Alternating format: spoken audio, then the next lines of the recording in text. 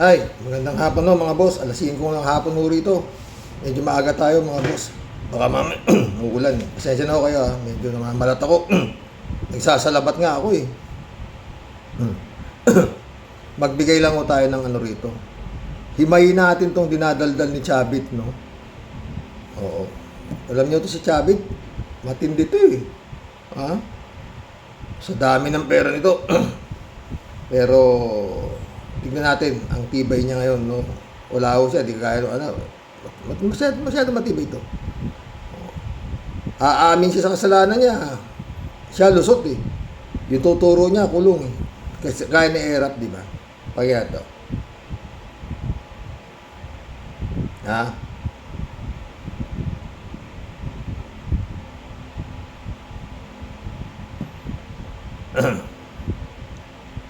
Diba kay Erap noon?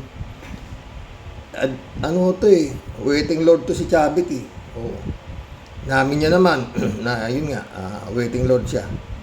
Pero handa siyang makulong. Pero kailangan kasama niya si Erap, ang Lord of all waiting Lord, sabi niya, dahil bibigay nga siya ng pera kay Erap eh. Yung panahon na yun ha. Nung puputok na, dahil hindi na mapigil, halos lahat ng departamento may diferensya na eh. Inunahan na niya, linaglag niya, mga kasama niya. Siya pang hero. Ano ho to, no? Interview ni Deo Macalma. Hindi niya alam na damay siya, kasama siya eh. Oo. Ang mga diskaya na sinasabi nila na doon sa Ilocos Norte, ay hamon ko nga, pasyalan naman natin kako, ICI, huwag na kayo lumayo. Sa Ilocos Norte muna, para magkaroon ng kredibilidad ang ating Pangulo, bago magbintang ng iba. Nilaglag niya na para lang malayo sa kanya. Alam niya puputok na eh. Dahil sobrang na, dami na, balita na yan. Balitang-balita na, may puputok na yan. Inunahan niya, ginamit niya suna. Mahiya naman kayo. Dapat mahiya tayo. Dapat mahiya siya. Enzo Recto, kalaban ang katiwalian at kasinungalingan, kakampi sa katotohanan. At ano ang ginagawa ng Manong Chavit Singson ngayon na kayo po ay walang pwesto sa gobyerno? Ayan, hindi kayo mayor, hindi gobernador. Hihimayin ho natin yung pinagdadaldal ni Chavit ha. Nag-enjoy na lang buhay, nananahimik. Pero sa nakikita ko ngayon eh, hindi na tayo pwede manahimik dahil nasisira natin bansa. Ayan, oo nga, sabi mo na. Pero nung panahon ni Duterte, tahimik ka. Maraming nasisira nung panahon ni Duterte, wala ka ingay, Chavit. Mali, marami, mga patayan, marami ha. Ngayon maingay ka, wala nang masyadong patayan. At saka naglilinis hindi ko pinagtatakot si PBBM ha. Marami yung hinahabol, nanakaw na yaman ngayon, hindi kagaya nung panahon ni Chavit. Nitong si Duterte, walang hinahabol na kayamanan na. Lahat, libre, mangurakot na mangurakot. Tahimik nung September 21, nakita kita sa may EDSA sa may White Plains. Ayan. Hindi, nagpapakain na ako ng tao noon. Nagpakain ka ba doon? Kinain naman. Hindi ba binubu siya noon? Nung nasa EDSA siya, papakain daw siya, minumura siya noon Diba? Kung hindi lang sa mga pulis na nakapaligid sa kanya, baka tapos to Hinanda ko. Ano ba, kung dalawang pagkain, nga pala, malapit ka lang dyan sa Corinthians. Ayan. Malapit sa bahay ko eh. Doon sila kaya nagdala ko ng mga pagkain. Ayan, Manong Chavit talaga bang wala nang Ang bait talaga Ang maganda yung tanong ni Deo Macalma rito tsansa na kayo pa ay magkamati. Dati close kayo ng Pangulong Bongbong Marcos. Ngayon pa parang LQ na kayo, matinding LQ kumbaga sa mag-boyfriend, mag-syota. Ayan. Wala na siguro dahil masama nang nangyayari sa ating bansa. Paring Manny Pacquiao, dali namin ng kaibigan. Si paring Erap, dali namin ng kaibigan. Oo nga pala, mabubuting tao yan. Oo. Pero ibang klase itong si BBM. Ganon, mas matindi yung... Pagkatapos ng eleksyon, parang hindi na ako kilala. Yung pala ibang gagawin. Iba nang ginagawa. Ayan, alam ko nung Ano ba ginagawa, Chavit? Ibig mo sabihin, mas maganda nung panahon ni Duterte kaysa sa panahon nito? Ano ang masasabi niyo dito kay Chavit na to? Takripisyo mo nung kampanya, ayan, ang laki pa yata ng ginastos mo. Yan. Magkano ginastos mo nung nagbigay, bukod dun sa mga sasakyan, aeroplano, Ano, lahat. magkano? Kung kwentuhan mo lahat, makikit sa bilyon. Ha? Dahil, Wow. Ang ginastos na daw nung kampanya ni Bongbong sa ni Sara, mahigit 1 bilyon. Ha? Daming pera, bilyonaryo eh. Tuloy. ako nagbibigay lahat sa mga pupunta namin dahil pati sa headquarters ako nagbigay. Tutulong lang. Wala naman ako hiningi nung katapos ng eleksyon. Wala nga. Rinrecommend ko lang yung anak ko. Pero, Wala raw siyang hinihingi, mga boss. Pero nirekomenda lang daw niya anak niya para mapasok ng trabaho. Ha? Pero nabigo daw siya. Pakinggan niyo, ha? Gumastos siya na yung may 1 bilyon, ha? Dapat to matignan din na salin nito eh. Sa totoo lang. Ha? oo, sabi niya. Tapos, paglabas nila, meron na pala. Saan sana? Sa PAGCOR, sa PCSO? Hindi, sa DITC lang dahil IT yung anak ko, Harvard graduate, scholar. DITC daw yung gusto niya mapasok sa DITC. Kasi IT raw yung anak niya. Graduate daw, scholar. Chavit, sa dami ng kumpanya mo, bakit mo ipapasok sa gobyerno yung anak mo? Hindi mo ba pwedeng bigyan ng hanap buhay na lang? Kung yun lang ang kapalit at kaya ka nagagalit dito kay PBBM dahil hindi na itulungang makapasok yung anak mo sa trabaho, eh mukhang pwede mong ilagay sa libro ng katakataka. Kawawa naman yung anak mo, walang mapasukan ng trabaho. Come to the point, gumasta ka ng bilyon para mairekomenda mo lang yung anak mo sa DITC ba? Dahil graduate ng IT para mangamuhan sa gobyerno. Eh pwede namang 1 bilyon nga ginastos mo eh. Pwede mo nang patayuan sariling kumpanya yung anak mo. Di ba? Malabo siya sabi nito. Eto tao to. Meron nung nagsampa ng kaso, taga Ilocos Sur. Yung matanda. Na parang plunder ang ano nito eh. Sinampa ng matanda rito eh, oo. At ayon din sa matanda, kaya ngayon lang siya lumabas. Saan siya magsasampa nung panahon ni Duterte? Eh kakampi niya. Lalo to si Martires, di ba? Kaya ngayon, nagsampa na sa ombudsman yata. Oo. O sa DOJ whatsoever, sa nagsampa yung matanda. Oo. Yung matanda, hindi yung ordinaryong matanda. Ha? Abogada. Pati yung Santorini na sinasabi niya na napakalaking lupain sa karagatan na tinayo doon, no? Bilyon din no, gastos doon. Ang daming pera to, sabi to. No? Pero yun nga, nire-recommenda niya yung anak niya para magkaroon ng hanap buhay. Kawawa naman. Tuloy. Sa UP. Oo. Qualified na kabisado niya. Oo. Yung pala naman qualified yung anak mo. Ba't di mo patayuan ang sarili mong kumpanya? Gumastos ka na 1 bilyon. Apakalaking kapital na nun para bigyan mo ng negosyo yung anak mo.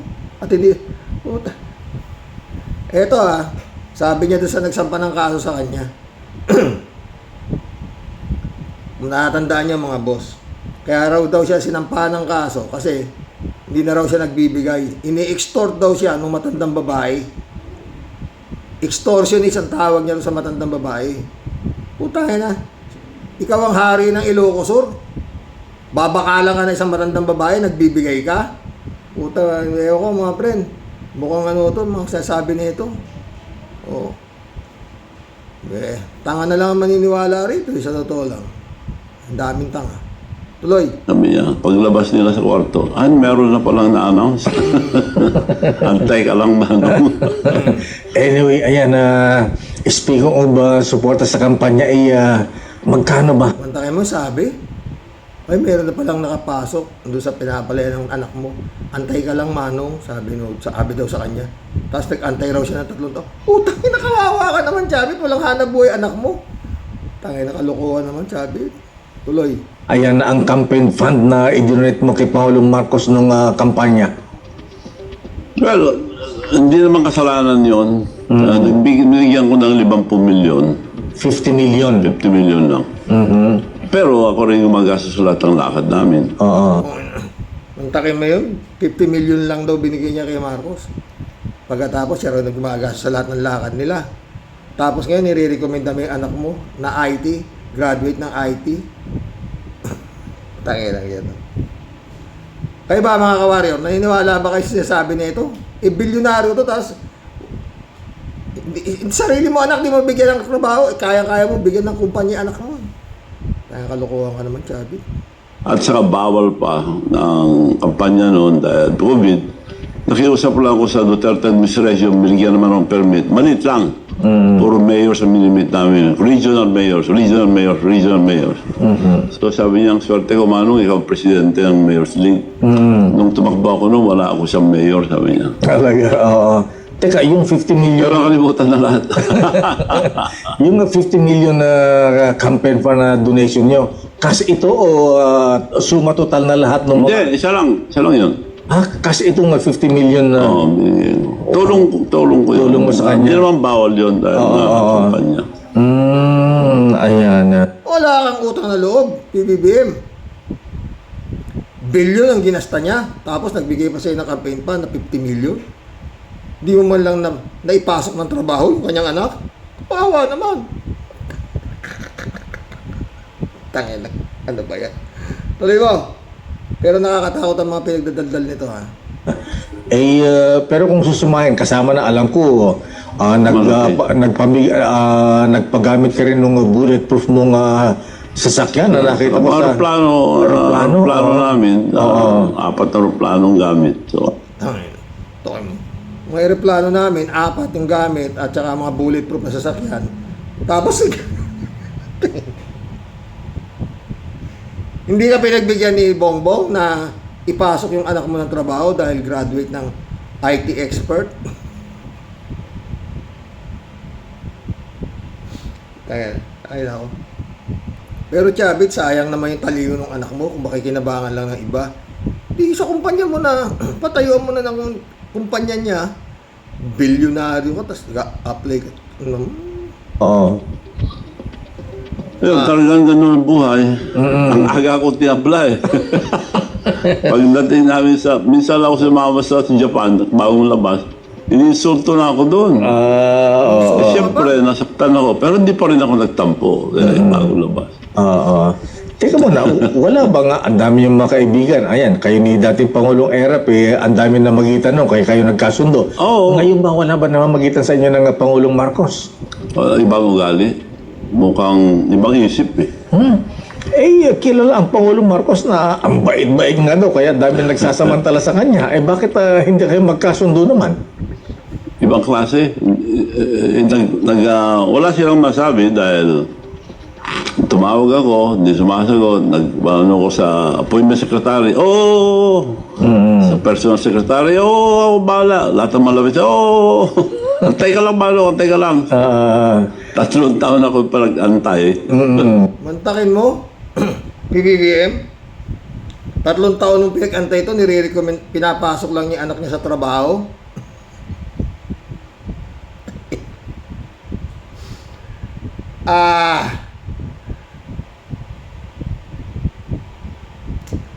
Sumakit ang ulo ko rito sa vlog nito. Bilyonaryo, tapos a-apply anak mo IT.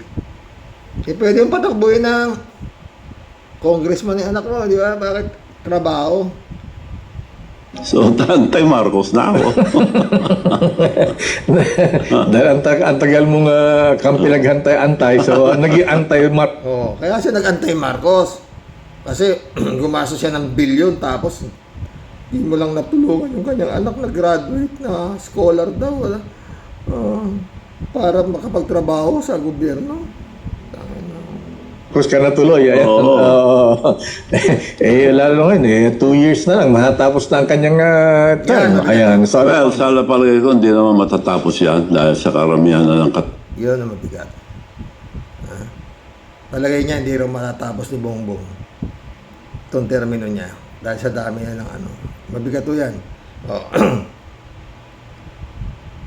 Kaya, malakad na yung mga retired general. Ha? Kinakausap na kung sino-sino sa Armed Forces of the Philippines para bumaligtad na. Ha? Hindi naman ganong usapan lang yan. Ha? Sana si General Browner maging matigas. No? Tiwalian. Ito ang pinakamalaking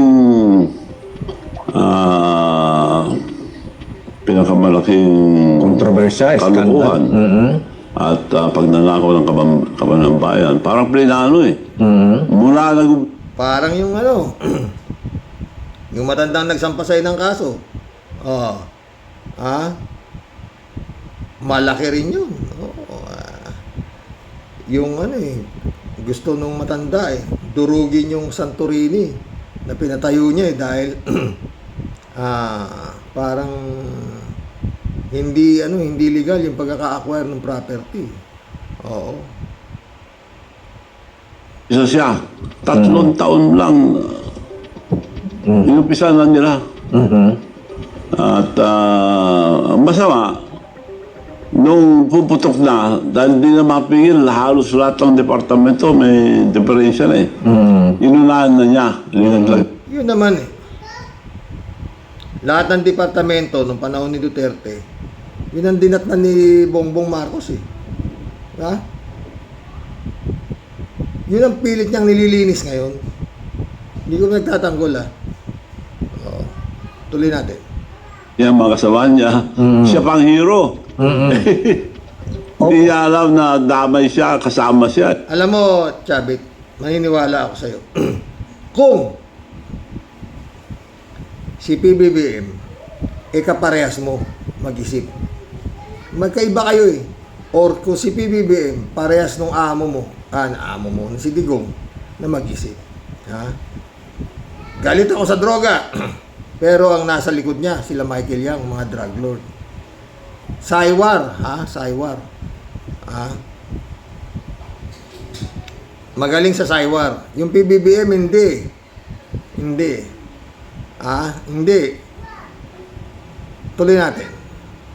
Oo. Ang mga diskaya sinasabi nila na doon sa Ilocos Norte, kaya hamon ko nga, pasyalan naman natin kako, ICI, huwag na kayo lumayo. Sa Ilocos Norte muna, para magkaroon ng kredibilidad ang ating Pangulo bago magbintang ng iba. Eh wala, binalampasan sa Senado. Teka.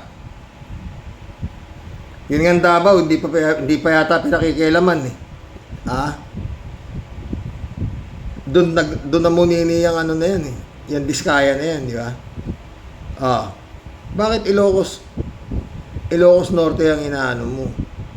Huwag kang makialam. Hintayin mo silang gumalaw. Dapunta rin yan ng Ilocos Norte. Masyado apurado. Davao muna ha. Bago yung Ilocos Norte. Sige, tuloy. Ang gusto pumunta sa Ilocos Norte, kaya ako na mismo nagpakuha ng mga pictures. Ayun. Malaki rin ba ang flood control project dun sa Halos Ilocos Norte? pareho ng Bulacan. Ha? Oh. Ilang bilyon at sinong kontratista niyan? Karamihan, Diskaya. 10 company ni Diskaya, kaya marami siya eh, all over the country. Sa Ilocos Norte lang, ang kay Diskaya, 2 billion. Pwedeng mga boss Pwedeng totoo, sinasabi ni Chavit Malamang din Kasi gumagalaw na pera niya eh. Pinaimbestigahan niya na yung gusto niyang paimbestigahan eh. Para sirain nga itong gobyerno ni PBBM eh. At iuupo niya pilit yung pinakamatinong sa kanya, si Digong, si Sara Duterte. Tuloy. 1,700,000. Yung paborito ng kontraktor na mayor ngayon, kung sal pa lang, paborito nilang kontraktor. 4 billion may binigay. Wow. Bawal nga yun dapat dahil mayor. Ano naman masasabi mo, Chavit? Doon sa ibinigay kay Pulong na 51 billion.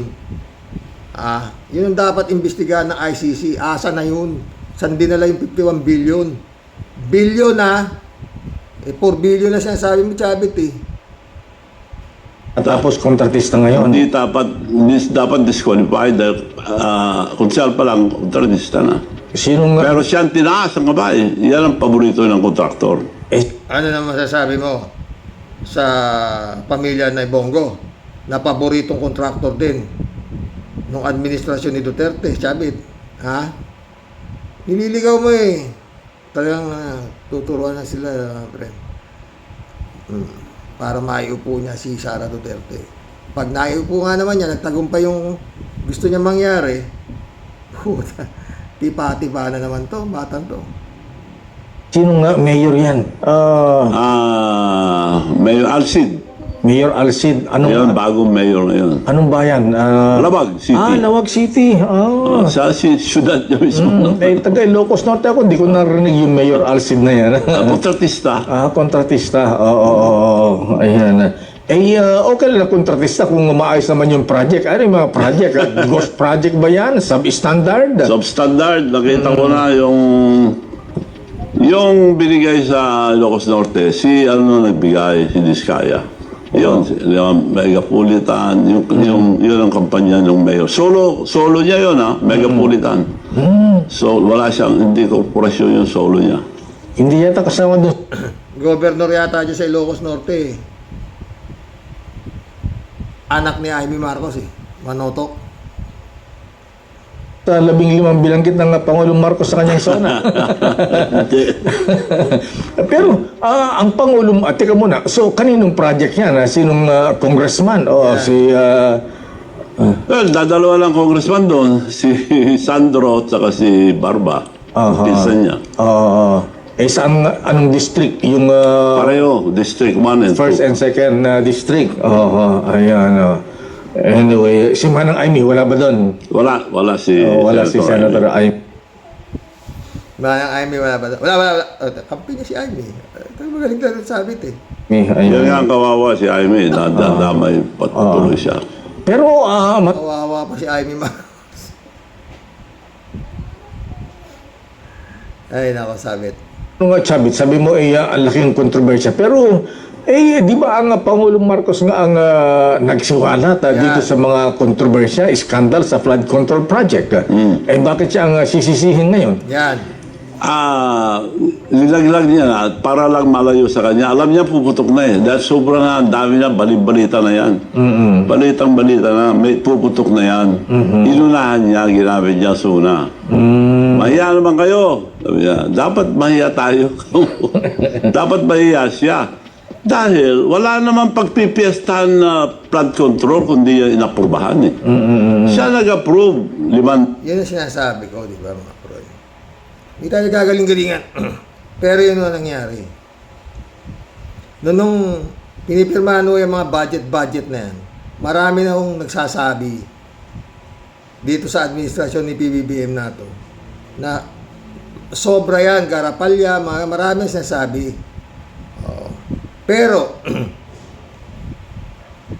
pinirmahan pa rin ni PBBM. Bakit? Yung mga nakapaligid sa kanya, doon siya nakinig kumbaga sa akin nabudol siya ng mga nakapaikot sa kanya.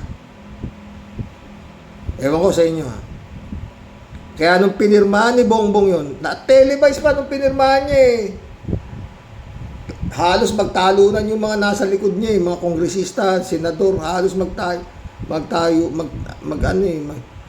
magtalunan sila Tuwan-tuwa sila sa pagkapipirme na maraming nagsasabi na mga sila Secretary Llamas, Cielo Magno, maraming nagsasabi na garapal yan, mayroong mga kinuwang pera dito, nilagay doon, ganyan. Mali. Pero naniwala si Bongbong doon sa mga nakapaiikot sa kanya na walang mali. Diba? Tuloy. Daan bilyon. Tinanggal niya 29 billion lang. Pang parang lipstick lang. At tinuloy 400 plus. Yun ang pinipiesta na doon ang ginamit, doon sila nag-insert ng sa senador. May investigasyon ngayon ang Senado, Kongreso at ngayon nagtatag ng ICI. Kasi hindi ako naniniwala. Bakit po? Pinagtatakpan nila Yung mga sasabihin, kaya umaayaw na yata ni Skaya dahil yung sasabihin nila, wag yan. Yung gusto lang niya lang palabasin.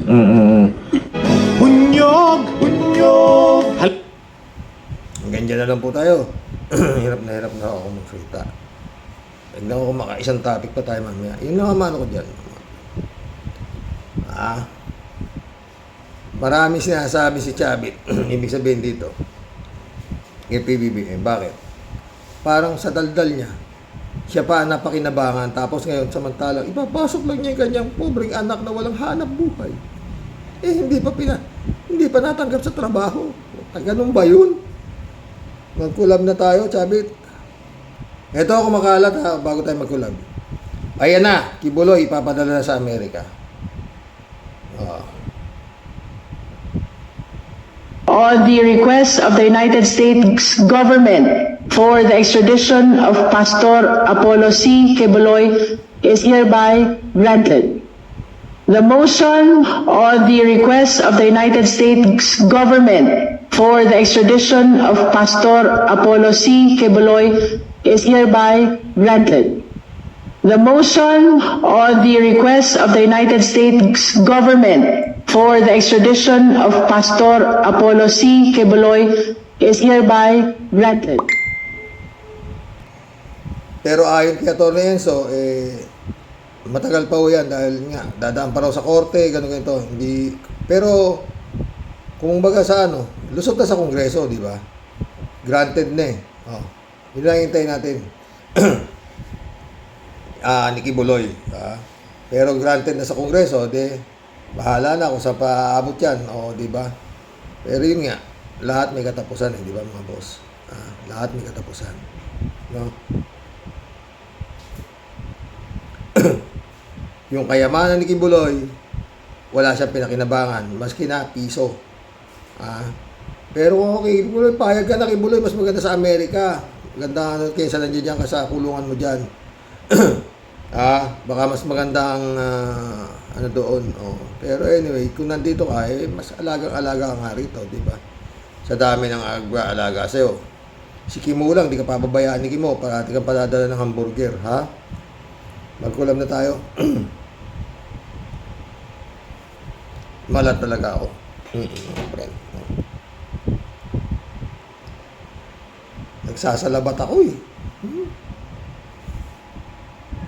Shout out, Brother Eli Asisio. Kalat ni Baya, shout out Kami kalat niyo. Good evening, Kasani. Batutahin mo ng ngalang-ngalan ni paring Bongo ng matauhan ng Maruya Boy na yan. Banatan mo na. God bless your family. God bless kalat niya. Tignan ko, kung makapag-vlog pa ako ng isa. Pero nahabon siguro sa mahon. Meron ako ibablog, maganda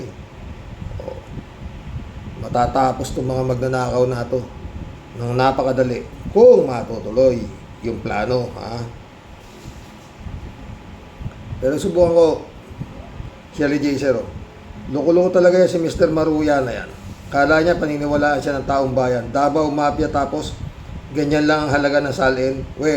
Di nga. Shout out sa'yo, Mr. Las Cañas. Ramon Valencia, shout out. Good morning. Good morning night, bossing. At sa lahat ng mga karaoke warriors. Bossing, sakto ang opinion mo. Sana makarating sa gobyerno. Kung mangyayari ito, abay, malaking pera ang mababawi ng gobyerno at pwede pang makulong ang mga hinayupak na senador ito. Yan nga sana itatopic ko mamaya Kaya lang, inuna ko itong kay Sabit, no? Kawawa na. PBBM naman. Tinulungan ka tapos hindi mo pinasok sa trabaho yung kanyang anak. Kawawa na, walang trabaho. Kalat niyo. Appointed son lang malakas. Si paring Apollo pa rin ang astig at tigasin. Ikaw ay nag-iisa at walang katulad, paring Apollo. Ikaw na. Patay tayo dyan. I-extradite na yung gago. Kalat ni Ulito, wag ka sani Huwag kang umasa kay paring Blenglong. Weak leader yan at walang bayag. Walang mangyayaring mabuti sa bayan natin. ilalim ng pamumuno niya. Bilang na mga araw ng ungas na yan, patay tayo dyan. Yun nga eh. Ayan o, sabi niya no, ni Sabit, hindi ro, nakatapos. Shirley Jaser ulit o. Bakit kaya ini-ignore nila yung pag-pinapile ni Senador Trillanes ng mga kaso dyan sa magkaamang Go at Duterte? Dapat bigyan nila ng pansin yan. Sa totoo lang, halos lahat sinasabing Senador Trillanes ay totoo. Bakit kung saan-saan pa sila kumukuha ng mga impormasyon? Andyan na si Senador Trillanes. Kasani, nakaladlad na ang ebidensya. Yun nga eh.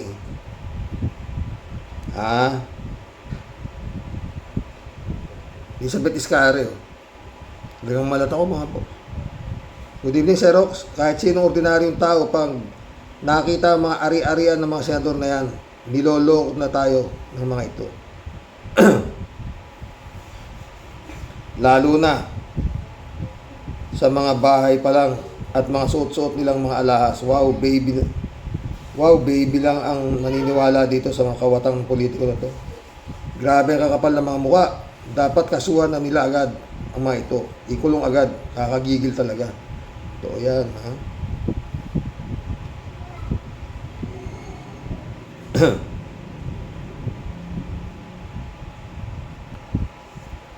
Friend Shervin Cepeda, shout out. Christian Sen, July 7 Alcantara, shout out sa inyo mga bossing. Analisa Polinar, shout out. Sabi ni Impong Basyang. Impong Basyang, tiyateli po. Muli po ay sumasahing papawid. Bumabati po na may ngiti sa iyo, Sir Rox. At buong Team Rocky Warriors the Great. Sa topic mo po today, Sir Rox, anak ng kuwagong may kulugo at singkit na naman talaga, ano po, ha? Aba oy, Mister, puro sakit. Saan ka ba talaga kumukuha ng sobrang tapang ng apog at pagmumukha mo, ano po? Ba sakoting-sakoti ka na nga, ang kabalbalan mo, feeling mo, aping-api ka pa.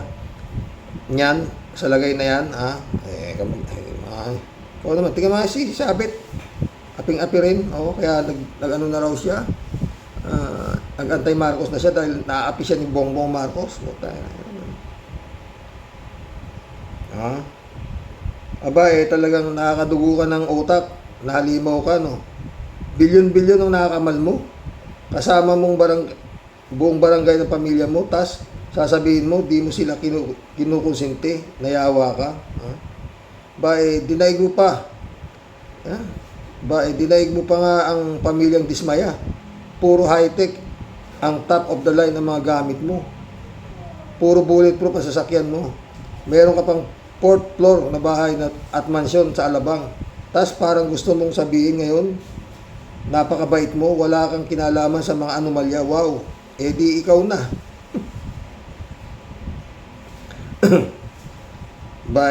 Talagang malinis. Kung talagang malinis ka, ayon sa'yo, barya lang yung asalin mo. Bakit ka naduduwag humarap sa mag-isa? Bakit nung tingin mo sa sarili mo, spoiled brat, untouchable? Ha? Bawal magtanong dahil baka maihi ka sa salawal mo. Ikaw pa naisa lang sa question and answer. Hoy, Mr. Maruyang Malasado, umayos ka nga, ha? Baka kahit ako, kahit ako may rayuma, pag ako ang sumintensya sa'yo, naku, talagang siguradong mapapasuot ka ng pampers dahil sa lupit ng mga parusang aabutin mo. Panigurado, puputok ang pantog mo sa pagsabog ng bahay ihi mo sa takot. Huwag mo kaming gawing mga tanga at inutil, okay? Tapos na pagiging baby baluga mo sa tatay ingkong. Lakas ng loob mo. Lakas ng loob mong magpakauto-uto, nabugok ka sa paggawa ng mga anomalya at pagwawalang niya sa taong bayan.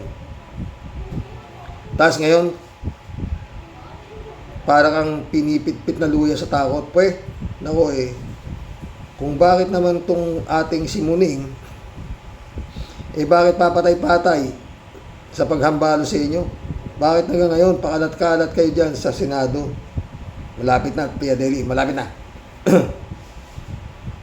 Sa dami ng puro kaso at anomalya na sumasambulat sa pagmumukha nyo, pero wala lang. So, Sir Rox, ano sa palagay mo? Kasi sobra na pong nakakauta, mukhang nakakawalang pag-asa na po. Yun nga, samantalang sa Pugong Biyahero, yan na naman tayo. Kitang-kita ang pag-asa. Ang John Lloyd at Blackjack ng Cavite chapter mukhang panis pa rin, Sir Rox. Yun nga Kaya parang gusto ko na pong tumiwalag sa samahan ng mga antuking katipunera ang inyong Tia Deli. Mas exciting po talagang maging followers ni Pugong Biyahero. Mamalat na ako, Tia Deli ka. Ngayon kanina umaga lang to, Tia Deli, kala ko. Mas lamang ang panalo, mas maraming miyembro, mas jackpot ang pondo. Impong ba siyang lalayas po muna bago po ako'y maduwal at masok. Mahirap na nga ako, Tita Deli. Sa inyo pong lahat, tunay pong nagmamahal, tunay pong katipunera, antukin. Ito ang aswangot at makulit ninyong Tia Deli. My prayers for your family always po, Sir Rox. Salamat. Ako rin, sana parati kang bigyan ng... Huwag kang rayuman ng rayuman, baka magkaroon ka nga ng rayuma dyan, friend, Gabayan ka po palagi ni Lord at tamang desisyon sa buhay. Si Sister Grace, God's grace, aayos doon po, takbo ng utak niyan. One day, shout out sa iyo, sister. Magpapasko naman, why don't you give love on Christmas Day? Panay tayo dyan. Hindi lang ako malat. Gusto ko i-vlog tong walang yan to sa totoo lang, Tia Deli, kaya meron naman akong vlog kasi nandito yung birhen ng Gibang. Oo. Nandito siya, nandito. Michelle Edwin, shout out, friend Mike. Sabi ni Elizabeth Iscarer, Sir Rox, nakikita kung bakit ayaw kasuhan ni BBM administration ito. May iwas na siguro si BBM na mahalongkat ang pamilya niya. Kasi nga, yung tatay nito, na late president si Macoy, grabe din ang ginawa nitong pagnanakaw sa ating bayan. Kaya nag-iingat siguro ito. Yun ang tingin ko dyan. Pwede.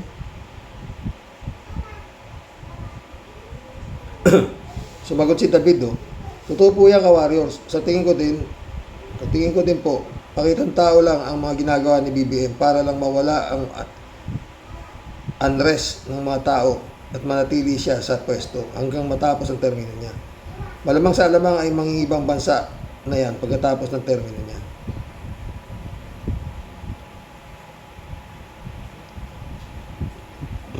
Lahat ng mga nasa isip ninyo pwede mangyari. Elizabeth ulit Sa tingin ko dito sa ICI, takot din niya kay Bongo nito. Ang linaw-linaw naman na sinasabi nitong si Trillanes na totoo ito. At pwede itong kasuhan ng ikulong agad-agad para makita sa sambayanan ito na totoo itong ICI na wala itong pinapanigan. Di ba, Sir Rox? Sinabi mo pa.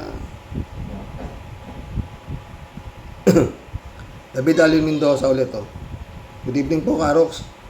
Hi, ang ginagawa ng gobyerno natin sa pag-iimbestiga sa mga korupsyon ay puro umpisa lang. Yun ang problema. Kumbaga sa kwento, may simula pero walang wakas o katapusan. Kapag may panibagong expose, ay matatabunan na ibang kwento na naman ang sisimulan. Yun nga Bakit nga ba ganyan? Meron bang istorya putang na puro kayo simula, wala kayong wakas? Eddie Luna, shout out. Hi, hello Karox, kumusta ka na? Sana lagi kang nasa mabuting kalagayan. Sa lahat ng oras, pati pamilya mo, Karox. Salamat Eddie Luna. Sana ikaw din, pati pamilya mo Parang maraming Pilipino ang nababagalan sa usapin ng flood control. Flood contractor. Kahit man ako, nababagalan din. Kahit isa yata, wala pang nakukulong. Ako'y naniniwala, sobrang bagal. Sobrang bagal talaga. Balita ko, yung 3 eroplano na helicopter ni magnanakaw na saldi ko na ilabasan ng Pilipinas. Wala talagang mga silbi ang mga yan. Hindi kaya nababayaran ng malaking halaga. Pwede. Kaya nga, labas ng Pinas. Kaya nakalabas ng Pinas. Palagi ko, marami pang makakawala dyan. Inililipat na ng ang mga ninakaw. Hindi pa noon alam, mabuhay ka, Karoks.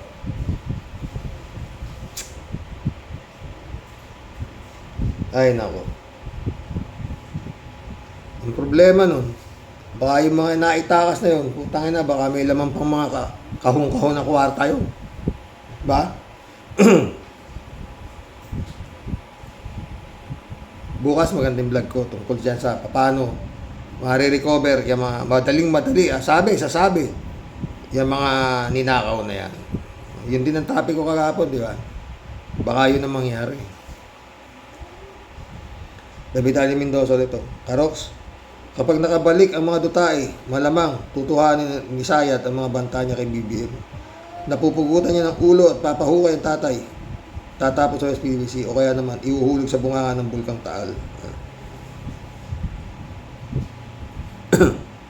Eddie Luna ulit. Saka sila nagkukumahog pag nakatakas na. Kailan kaya bibilis ang kilos ng mga kakampi ni BBM? Sa mga tao ni BBM, nag-aantay ng offer na malaki kaya maraming nakakatakas na demonyo. Mabuhay ka, Karoks. Mabuhay, Eddie Luna. Yun nga eh. Sa totoo lang mga boss, paano naman akong bibilib dito? Puta, si Bantag lang ngayon, hindi pa nahuhuli. Tanginang yan.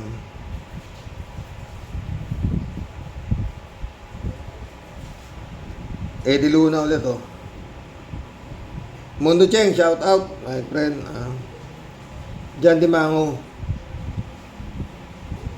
shout out sa'yo Kung si Senator Trillanes hindi magbabago sa stand para sa mga Pilipino, sana siya na nga sa 2028 at Senador naman at si Sen naman ang vice, siguro maraming Pilipino ang sasaya buhay. At sana pag president na si Senator Trillanes, ibalik ang bitay. Malamang. DJ Siop, shout out. Ibalik ang bitay? Di naubos ang mga politiko sa Pinas. May matitirang mabibilang mula lang sa daliri mo. Totoo yan.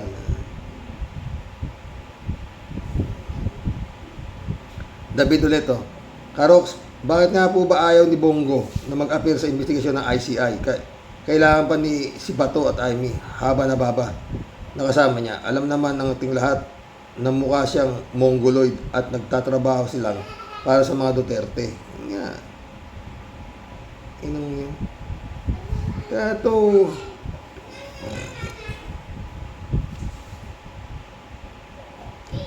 yan yung apo ko, naririnig nyo.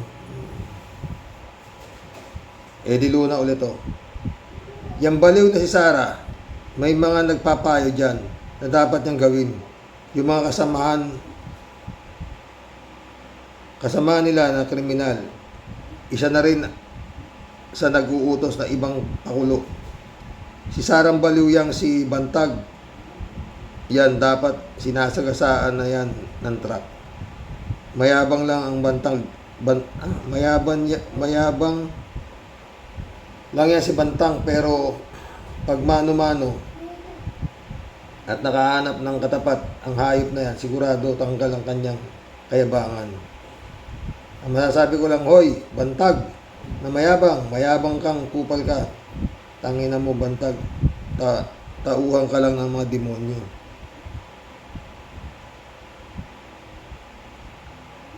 Diluna ulit Karoks, simula nang lumakas ang mga dutae, Karoks, simula nang lumabas ang mga dutae, lalong nalubog ang Pilipinas sa kawawang kalagayan. At sa panahon ng mga demonyong yan, malaking pera ng Pilipino ang nawala. Totoo. At napunta sa mga kapwa nilang mga magnanakaw. Sana maubos ang pamilya na yan. Grabe ginawa nila sa bansang Pilipinas. Binalasubas nila ng gusto. Totoo yun. Pero tahimik si Chavit, di ba?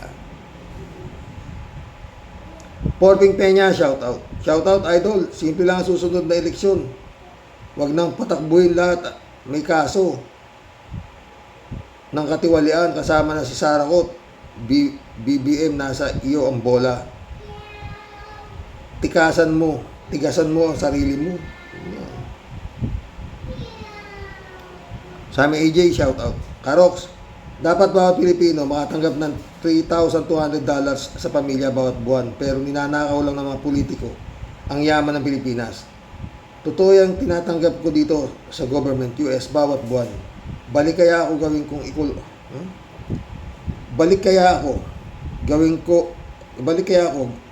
gawin at ikulong ang mga walang yang demonyo.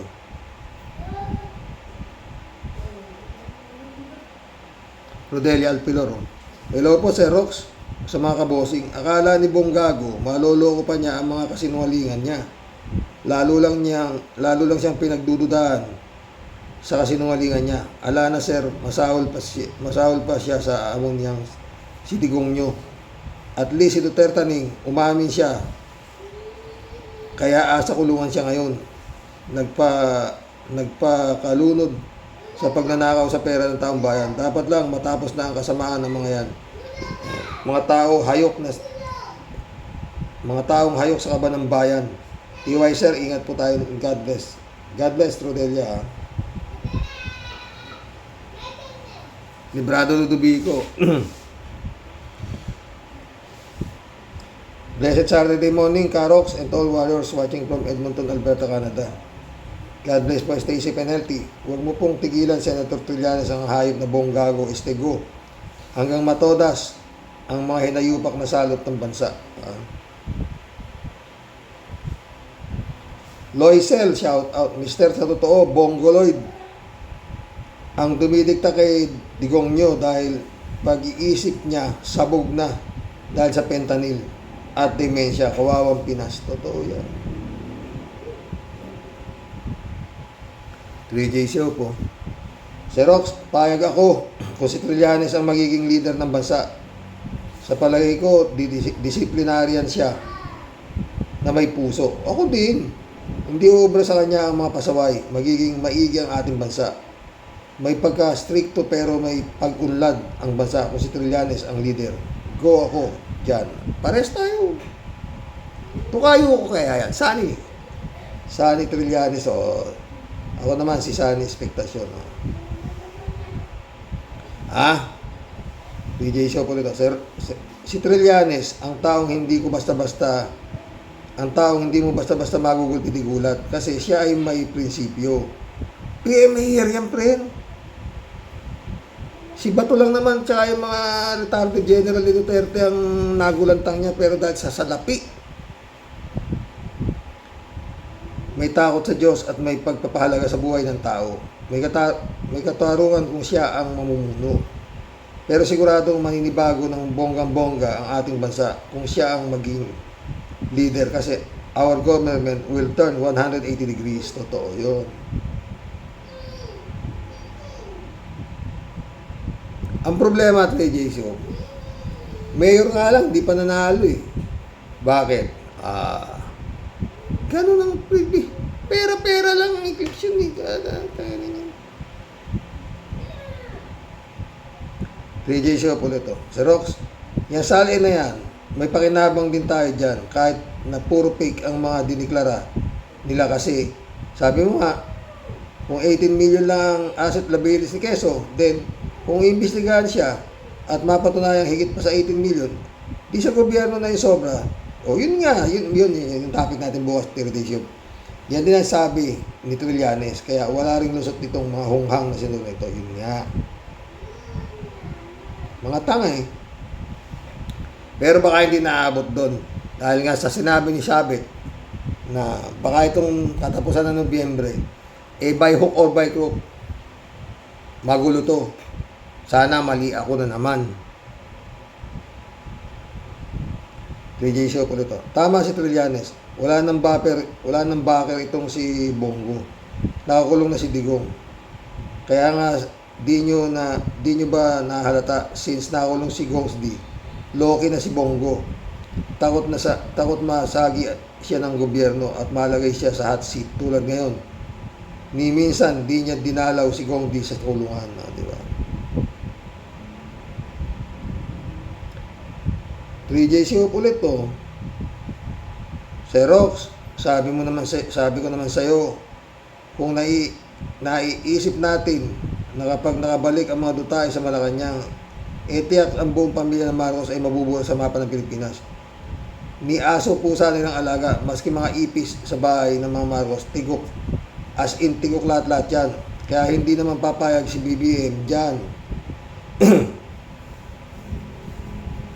Merong contingency si BBM dyan. At tiyak na merong plano si BBM para di makabalik ang mga kanyang Duterte. Sana nga. Kung paano, di natin alam. But BBM is not as stupid as we think of him. Oo, sana. Hindi lang siya ang typical politiko na gumaganti ng harapan at daldalan. Iba si BBM, di niya ako pan, okay din. Okay, di ko siya bet, pero kung si Sara din lang ang uupo sa 2028, wag na lang mag-eleksyon at ituloy na lang ni BBM ang presidency hanggang buhay si Sara. Oo. Pero dapat talaga yan. Bago dumating ang 2028, mapalayas na yung mga hype na yan. Di ba?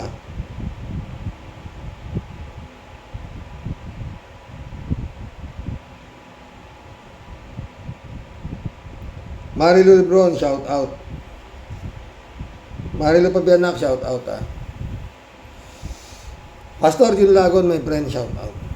Tagal na naman tayo. Sana magkwento tayo bukas, Pastor, ha? Sabi ni Marilu Castro, Blessed Sunday po tayo sa mga ka-warriors. Sabi nga, ang buhay ay weather lang. At madalas sinasabi ng lahat na may hangganan. Ang lahat ay may hangganan. Sana ay madaliin na nga ng pagpapanagot sa mga pang-abuso ng mga ating kabanayyaman.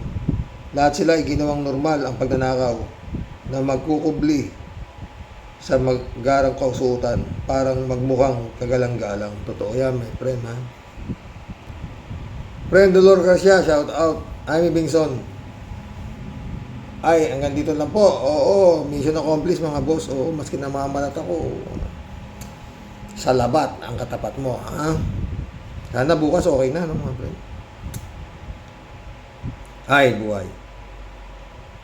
Ano masasabi nyo dito sa daldal nito si Chavit, ha? Sige po, God bless. Dasal, mga friend.